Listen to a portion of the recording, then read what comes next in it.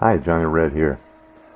I'm going to talk about masks today. It seems like there's a lot of controversy around it going on at the Trump-Biden debate. Trump's family went in there and took their masks off, and people were upset about that, thinking they're spreading the disease around. So I'm going to talk about that a little bit. First, here's a little clip here.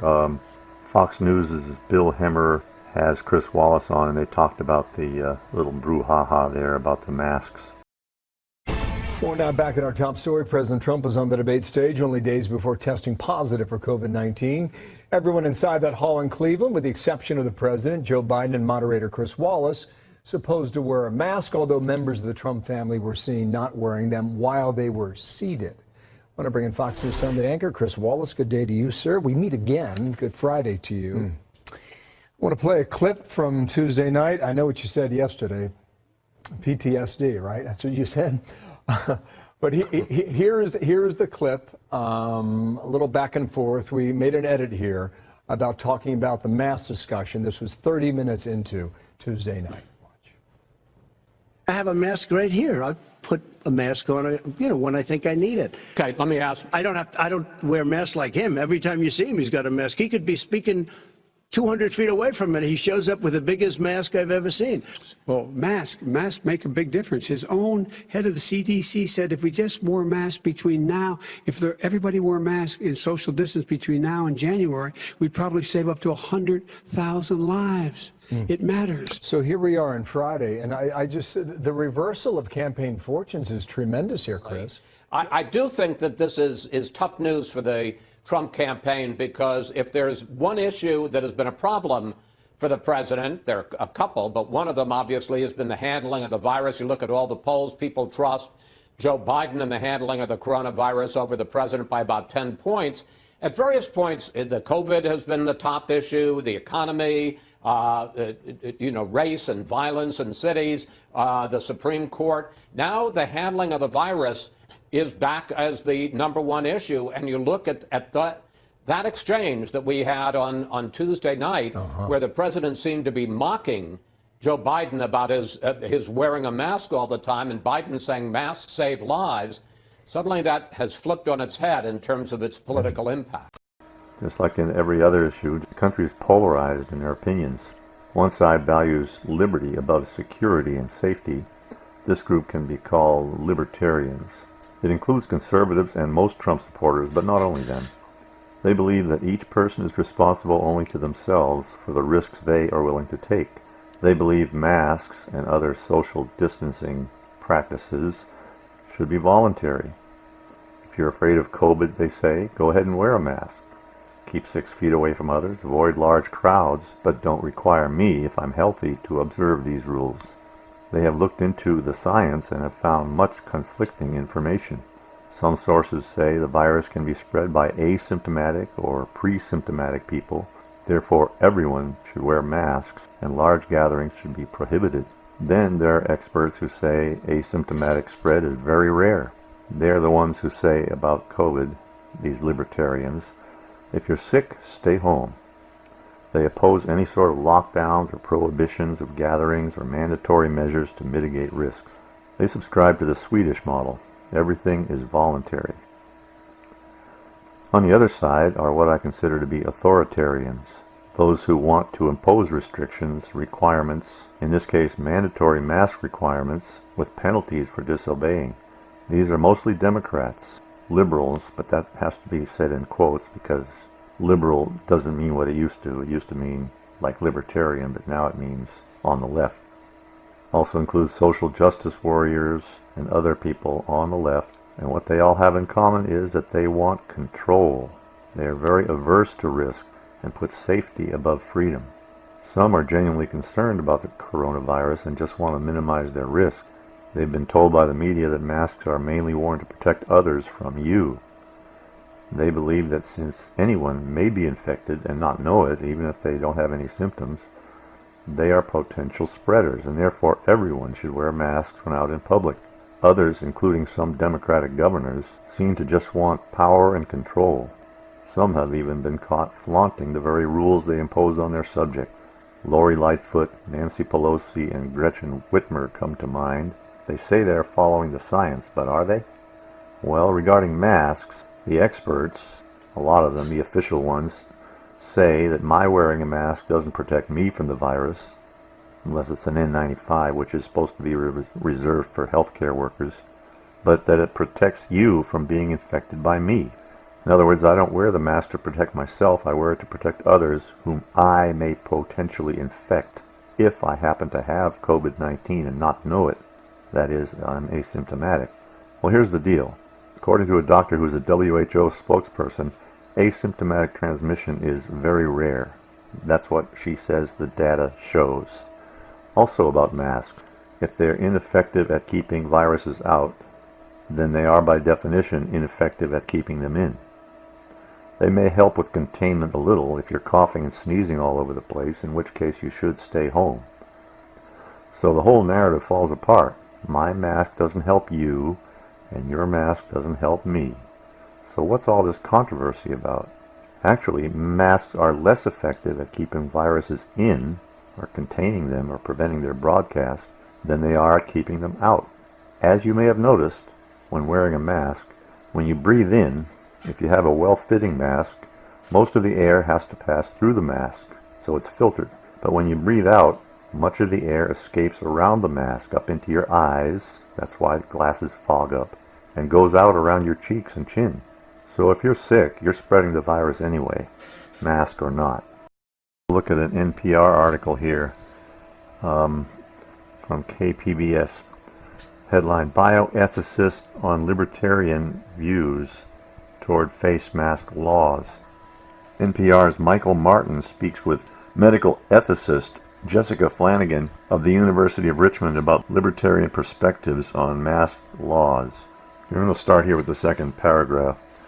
Now, critics, and this is Michael Martin, the host, critics of these mask laws generally say that mask orders violate their right to individual liberty. So we wanted to go a little deeper into this argument, which is generally described as libertarian. We've called on Jessica Flanagan for this. She teaches bioethics at the University of Richmond and is author of the book Pharmaceutical Freedom: Why Patients Have a Right to Self-Medicate. And she's with us now. Professor Flanagan, welcome. Thank you for joining us. Jessica, thank you. Martin. So let me establish a few things before we start our conversation. We're not going to focus on people who don't take the virus seriously, because it is serious. I mean, at least twice as many people have already died from this virus as die in a terrible year, the common flu. And so we're going to also skip people who say they're not wearing a mask because they somehow think it shows their support for President Trump if they don't wear masks. That's not the focus here. We want to focus on the core idea of individual liberty versus the common good in a health context. So let's start there, if you would. I mean, is there a basic libertarian view about public health measures like face masks? Jessica Flanagan says, I think there's two questions about this. The first is, should people wear masks and stay home? And I think there the libertarian answer is yes, because libertarians believe, or they should believe, that people should wear masks because infecting someone with a harmful illness violates their bodily rights. Self-ownership and bodily rights are foundational to libertarianism. So masks make it less likely that people will violate these rights. So all libertarians should support mask wearing and staying home when it's possible. Wow, that doesn't sound very libertarian to me. It sounds quite authoritarian. There's a lot of shoulds in there, and she's basing that on the assumption that people are spreading the virus if they don't wear masks and giving it to other people. There's no real evidence for this at all. In fact, one of the virologists at the WHO said that it's very rare for asymptomatic people to spread the virus. So she's talking about people in general, everybody, not just sick people, should all wear masks. That's a big should, and libertarians generally don't like these kinds of shoulds. The second question is harder, though. should the government enforce mask mandates and lockdowns? And here the answer is more, it depends. The government should only restrict people's freedom in private spaces when it's necessary, and when the benefits of enforcing it exceed the cost of enforcing it. Well, that doesn't sound very libertarian either. The libertarian says the government should only restrict people's freedom when it's necessary, and when the benefits of enforcing it exceed the cost of enforcing it. No, that's authoritarian, okay? This person is not very representative of libertarian values. So, she continues, some cases of preventing people from exposing other people to risks are less problematic. For example, the government enforces speed limits on public roads. But mask mandates or things like lockdowns would apply to private businesses as well. And in those cases, there's a higher burden of proof that the government would need to establish that there really should be a mandate. It's not as clear in some contexts that that burden of proof has been met. So Martin says, how has it not been met when you have? And Flanagan laughs. Martin, more than 130,000 people have died already. This is highly contagious. It's a respiratory virus. People can transmit it without even knowing they themselves are sick. Like I said, that's very rare. And I don't think that, I'm a libertarian. I don't think that necessitates everyone wearing a mask or any lockdowns or closure of businesses or anything like that. But Flanagan agrees. Absolutely, she says. Martin, how has that burden not been met? Flanagan, I absolutely agree, because as I said, I think everybody should wear a mask and people should social distance for sure. But it's not as if enforcing a law is free of any kind of costs. And so in order to enforce a law that's limiting people's authority to run their businesses or act in certain ways in private spaces, we're not talking about government spaces, where I think mask mandate is totally fine.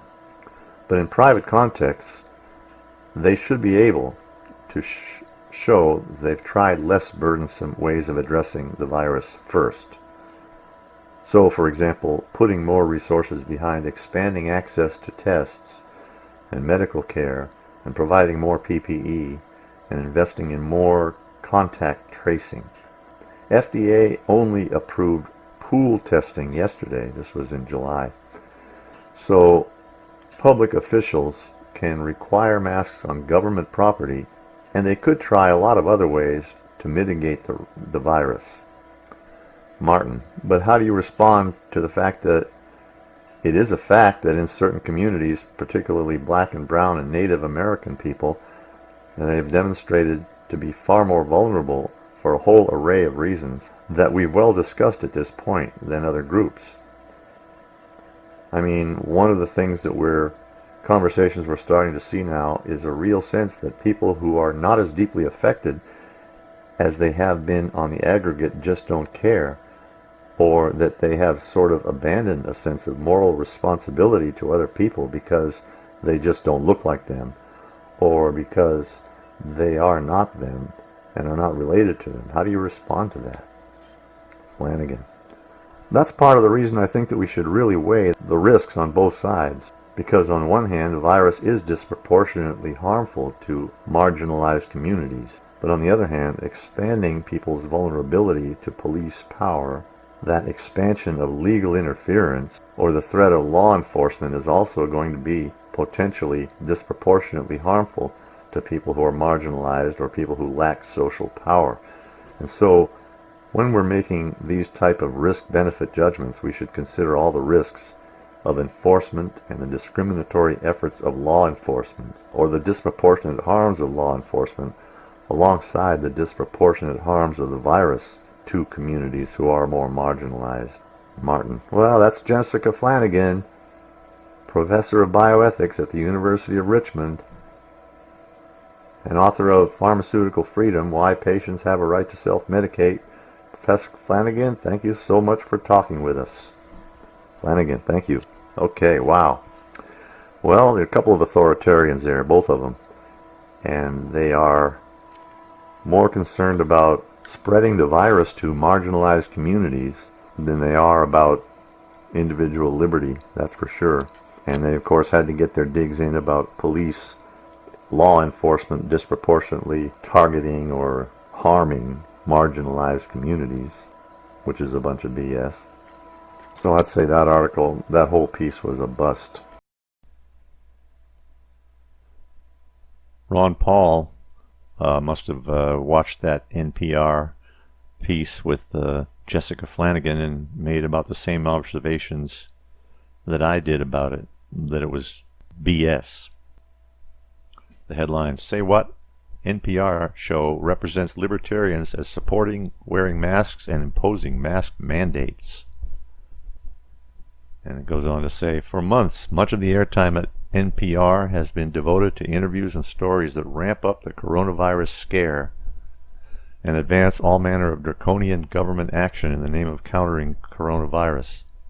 The effort can reach ludicrous extremes, as it did on Sunday at the NPR show All Things Considered, when show host Michelle Martin interviewed Jessica Flanagan, focused on this question: is there a basic libertarian view about public health measures like face masks? The description of libertarian opinion regarding whether people should wear face masks and whether governments should mandate mask use that Flanagan, a professor at the University of Richmond, provides will ring preposterous to many familiar with libertarian ideas. But many other people who listen to the interview, and listen to NPR all the time, will be tricked by the nonsense." Yeah, you got that right, Paul. Typical of what you'll find in mainstream media pieces are ones like this Fox article that says, "Does a face mask protect me or just the people around me? It likely provides protection for both. Studies on the new coronavirus and other germs show that wearing a mask helps stop infected people from spreading the disease to others. Evidence also suggests that masks may offer some protection to the people wearing them. The virus spreads from droplets people spray when they cough, sneeze, or talk." I have to take issue with that. When they cough or sneeze, yes, they spread droplets, but just talking or breathing, they may spread aerosolized virus particles, but not droplets. Droplets are much bigger, and cloth and face masks can stop those, but they can't stop aerosolized virus. While some droplets may spread out, wearing a mask could reduce the amount, providing a benefit to others. Research shows that people don't get as sick when exposed to smaller amounts of virus, said Dr. Monica Gandhi, a virus expert at the University of California, San Francisco. And masks may protect the people wearing them by reducing the amount of droplets from others that might make contact with them. This little picture illustrates the idea perfectly. It says, "My mask protects you, your mask protects me." Even if you don't have symptoms, masks are important to reduce the spread of COVID-19. Please wear fabric masks in public. Always wash masks between use. Without a mask, your cough or sneeze travels farther. More germs are released into the air and onto surfaces. More people can get sick from your germs. With a fabric mask, your cough or sneeze is more contained. Fewer germs are released. More people are protected from your germs. And at the bottom there it says, and if you're not coughing or sneezing, exactly. If you're just talking, if you're not sick, then you're not spreading the disease. Or at least you're not spreading droplets, and so masks aren't going to help. So, to sum up about masks, for protecting you, if you're around sick people, people who are coughing and sneezing, a regular fabric mask offers some protection. When you're out in public, you never know who you're going to be coming in contact with, so wearing a mask is advisable. Protecting others. Masks do contain or limit the broadcasting of droplets, which may contain viruses. So if you're coughing and sneezing, wear a mask. Even a fabric mask will help in this regard. If you're not coughing or sneezing, droplets aren't a concern. If you are sick with COVID and don't know it yet, you may be exhaling viruses into the air via aerosolized particles, very tiny, only a few nanometers across. Most masks won't do much to limit this. However, the transmission of the COVID disease at this stage is very rare, according to data cited by a top WHO official. Okay, that's it for this video. See you next time.